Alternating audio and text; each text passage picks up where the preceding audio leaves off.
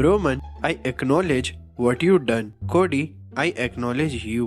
Hello guys, आज Netflix on raw के first show में क्या क्या हुआ बताता हूँ। आज सबसे पहले ट्रिपल एच वहाँ होते हैं एंड बोलते हैं, मुझे पता था आप लोग एक्साइटेड हो क्योंकि आज कुछ ज्यादा ही खतरनाक होने वाला है, तो 17,000 पीपल्स आर यू रेडी। जिसके बाद इस शो का किक ऑफ द रॉक करते हैं। कुछ फैन से ग्रीट करने के बाद वो रिंग में आते हैं एंड बोलते हैं, finally we are on Netflix. पर ऑडियंस का कोई भी रिएक्शन नहीं रहता। फिर रॉक बोलते हैं, ओके तो तुम लोग ये कह रहे हो जो असली बात है वो बोलूं तो ठीक है। Finally the rock is back. मैं उस बंदे को एक्नॉलेज करता हूँ जो इतने टाइम से कंपनी को कैरी कर रहा है, कोडी रोड्स। एंड लास्ट में मैं अपने भाई रोमन रेंस को एक्नॉलेज करता हूँ। जिसके बाद द रॉक वहां से चले जाते हैं। जिसके बाद एंट्री होती है सोलो सिकोआ की फॉर किक ऑफ मैच। जिसके बाद रिंग में रोमन आते हैं।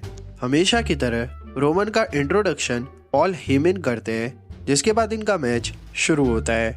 शुरुआत में रोमन सोलो से बुरी तरह मार खाते हैं, कैंडो स्टिक से, चेयर से और स्टील स्टेप से।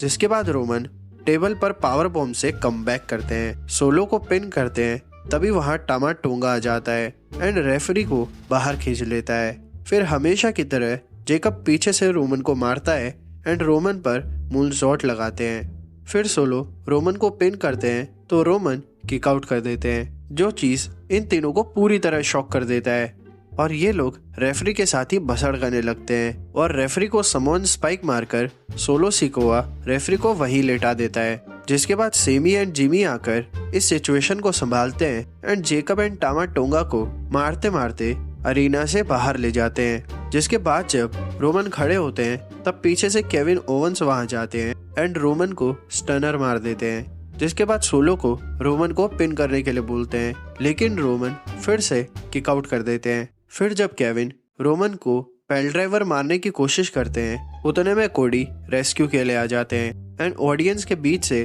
केविन को मारते मारते बाहर की तरफ ले जाते हैं। जिसके बाद 2 स्पीयर मारकर रोमन जीत जाते हैं एंड फिर से अपनी उला फाला वापस ले लेते हैं। जिसके बाद शॉकिंगली रॉक वहां आते हैं एंड पॉल से उला फाला लेकर रोमन को पहना देते हैं एंड रोमन को हक करते हैं। जिसके बाद ये दोनों भाई वहां से चले जाते हैं। जिसके बाद रिंग में जॉन सीना आते हैं एंड बोलते हैं, चलो कुछ बात करते हैं।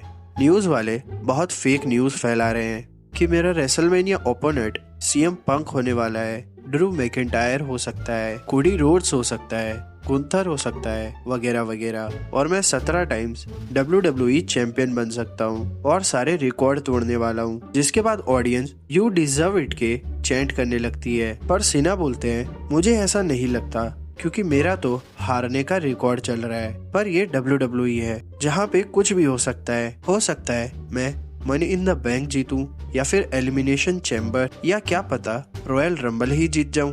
और अब अगर मैं रॉयल रंबल में आ रहा हूं तो जीत कर ही जाऊंगा। इस तरह फैंस की उम्मीद तोड़कर और उम्मीदें वापस जगाकर सीना वहां से चले जाते हैं। जिसके बाद रिया वर्सेस लिव मॉर्गन का मैच शुरू होता है। डॉम एंड रैक्वेल की इस मैच में इंटरफेरेंस रहती है, पर रिया लास्ट में जीत जाती है एंड अपना टाइटल वापस ले लेती है। जिसके बाद गोल्ड डिगर डोमिनिक रिंग में आता है एंड सब कुछ सही करने का नाटक करता है और सब कुछ सही करते हुए रिया डोम को ही पेल देती है। जिसके बाद कुछ अनएक्सपेक्टेड होता है।